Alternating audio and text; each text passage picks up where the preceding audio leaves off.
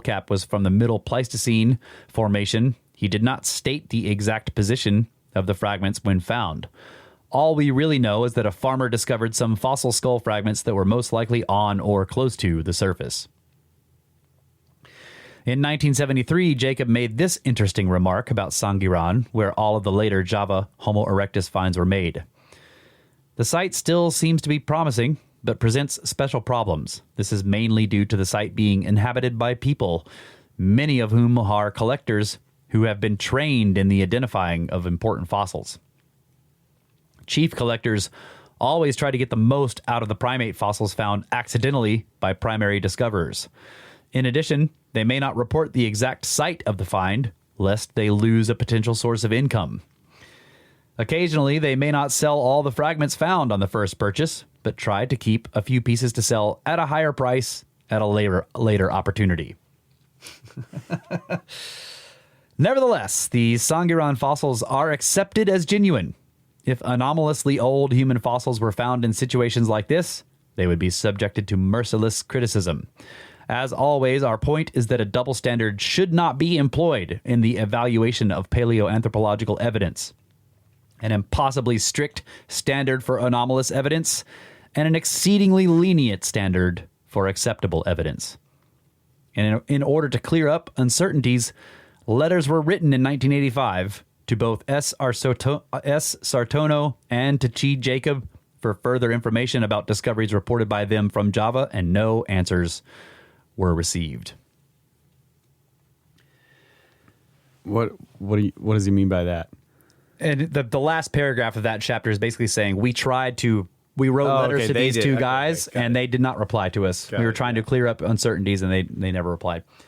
But I just want to point out here, imagine, let's say somehow Snake Bros does this. We come up with a like an anomalous fossil scheme, and we get people to donate money, and somehow we end up with a lot of money, and we just say anybody who sends us anomalous fossils will pay you.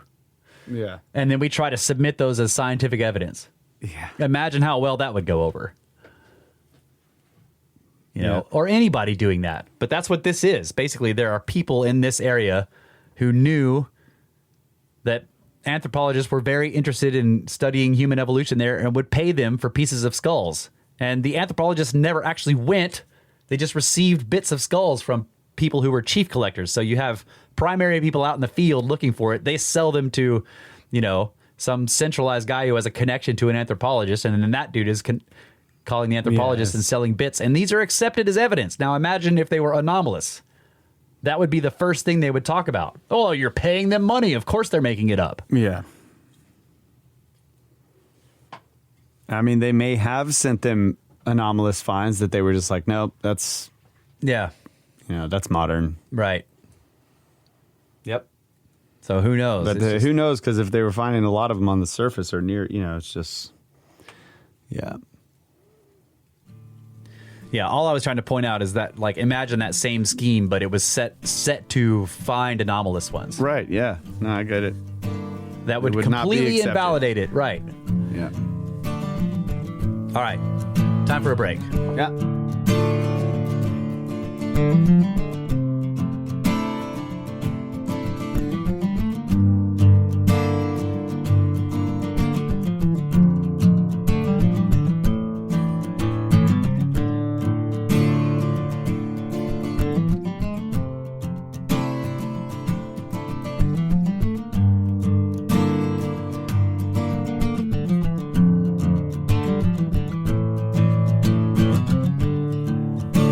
And we're back already in the final segment of the final hour.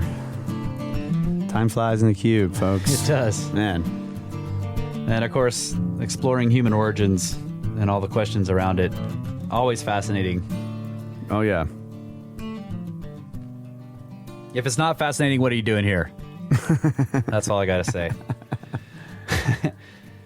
All right, so chemical and radiometric dating of the Java finds. We shall now discuss issues related to the potassium-argon dating of the formations yielding hominid fossils in Java, as well as attempts to date the fossils themselves by various chemical and radiometric methods. The Kabu Formation at Trinil, where Dubois made his original Java Man's finds, have been given a potassium-argon age of 800,000 years. Other finds in Java came from the jetty beds of the Punjangan Formation. According to T. Jacob, the jetties beds of the Punjangan Formation near Mojokerto yielded an early Pleistocene potassium-argon date of about 1.9 million years. The date of 1.9 million years is significant for the following reasons. As we have seen, many Homo erectus fossils, previously designated as Pithecanthropus and Meganthropus, have been assigned to the jetty beds. If these fossils are given an age of 1.9 million years, this makes them older than the oldest African Homo erectus finds, which are about 1.6 million years old. According to standard views, Homo erectus evolved in Africa and did not migrate out of Africa until about 1 million years ago. Also, some researchers have suggested that von Koenigswald's Meganthropus might be classified as Australopithecus. If one accepts this opinion, this means that Javan representatives of Australopithecus arrived from Africa before 1.9 million years ago, or that Australopithecus evolved separately in Java. Both hypotheses are in conflict with standard views on human evolution. It should be kept in mind, however, that the potassium-argon technique that gave the 1.9 million year date is not foolproof. T. Jacob and G. Curtis, who attempted to date most of the hominid sites in Java, found it difficult to obtain meaningful dates from most samples. In other words, dates were obtained, but they deviated so greatly from what was expected that Jacob and Curtis had to attribute the unsatisfactory results to contaminants. Mm-hmm. In 1978, G. J. Bartstra reported a potassium-argon age of less than 1 million years for the jetty's beds. We have seen that the Trinil femurs are indistinguishable from those of modern humans and distinct from those of Homo erectus. This has led some to suggest that the Trinil femurs do not belong with the Pithecanthropus skull and were perhaps mixed into the early Middle Pleistocene Trinil bone bed from higher levels. Another possibility is that anatomically modern humans were living alongside ape-man-like creatures during the Middle Pleistocene in Java. In light of the evidence presented in this book, this should not be out of the question. The fluorine content test has often been used to determine if bones from the same site are of the same age. Bones absorb fluorine from groundwaters, and thus, if bones contain similar percentages of fluorine relative to the bone's phosphate content, this suggests such bones have been buried for the same amount of time. In a 1973 report, M. H. Day and T. I. Mollison analyzed the Trinil skull cap and femurs and found that they contained roughly the same ratio of fluorine to phosphate. Middle Pleistocene mammalian fossils at Trinil contained a fluorine to phosphate ratio similar to that of the skull cap and femurs. Day and Mollison stated that their results apparently indicated the contemporaneity of the femur and the skull cap. If the Trinil femurs are distinct from those of Homo erectus and identical to those of Homo sapiens sapiens, as Day and Mollison reported, then the fluorine content of the femurs is consistent with the view that anatomically modern humans existed in Java during the early Middle Pleistocene 800,000 years ago.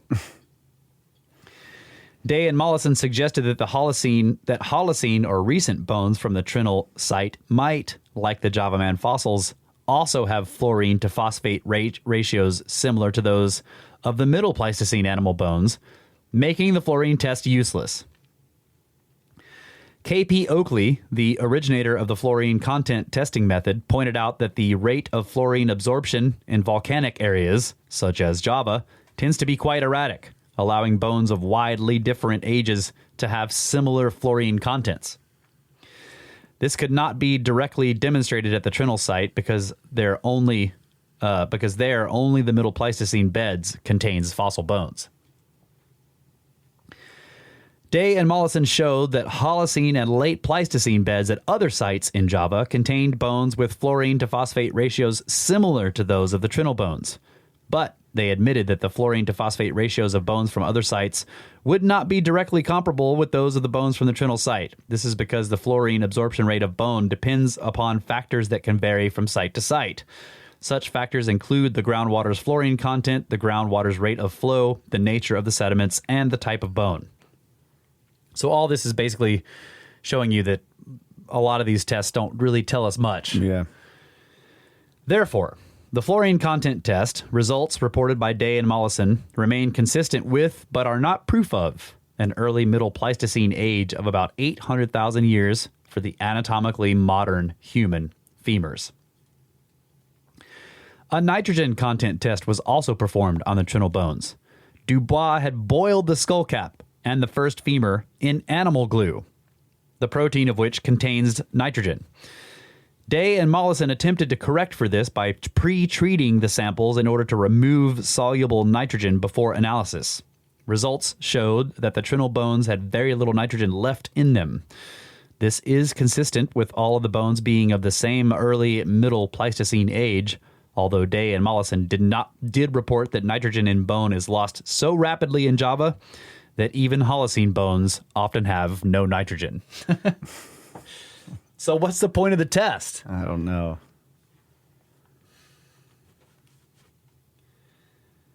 So the next section, which I didn't mark anything in, I'll just give a quick synopsis here. They have a table that they say this table is reproduced from a standard text on human evolution.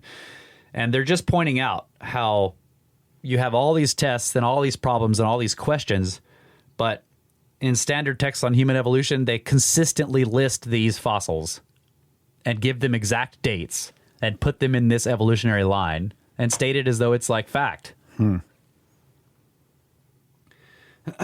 Okay. The Piltdown Showdown. After Eugene Dubois' discovery of Java Man in the 1890s, the hunt for fossils to fill the evolutionary gaps between ancient ape-like hominids and modern Homo sapiens intensified. It was in this era of strong anticipation that a sensational find was made in England, Piltdown Man, a creature with a human-like skull and ape-like jaw. The outlines of the Piltdown story are familiar to both the proponents and opponents of the Darwinian theory of human evolution. The fossils, the first of which were discovered by Charles Dawson in the years 1908 to 1911, were declared forgeries in the 1950s by scientists of the British Museum. This allowed the critics of Darwinian evolution to challenge the credibility of the scientists who for several decades had placed the Piltdown fossils in evolutionary family trees. Scientists, on the other hand, were quick to point out that they themselves exposed the fraud. Some sought to identify the forger as Dawson, an eccentric amateur, or Pierre Teilhard de Chardin, a Catholic priest paleontologist Jesuit with mystical ideas about evolution, thus absolving the real scientist involved in the discovery. So this Jesuit shows up at Piltdown Man discoveries also. The same guy? Yes, the same one. This is weird. What is happening here? In one sense, it would be possible to leave the story of Piltdown at this and go on with our survey of paleoanthropological evidence. But a deeper look at Piltdown Man and the controversies surrounding him will prove worthwhile, giving us greater insight into how facts relating to human evolution are established and disestablished. Contrary to the general impression that fossils speak with utmost certainty and conviction, the intricate network of circumstances connected with the paleoanthropological discovery can preclude any simple understanding. Such ambiguity is especially to be expected in the case of a carefully planned forgery, if that is what the Piltdown episode represents. But, as a general rule, even ordinary paleoanthropological finds are enveloped in multiple layers of uncertainty. As we trace the detailed history of the Piltdown controversy, it becomes clear that the line between fact and forgery is often indistinct. Sometime around the year 1908, Charles Dawson, a lawyer and amateur anthropologist, noticed that a country road near Piltdown in Sussex was being mended with flint gravel. Always on the lookout for flint tools, Dawson inquired from the workmen and learned that the flint came from a pit on a nearby estate, Barkham Manor, owned by Mr. R. Kinward, with whom Dawson was acquainted. Dawson visited the pit and asked 2 workers there to be on the lookout for any implements or fossils that might turn up.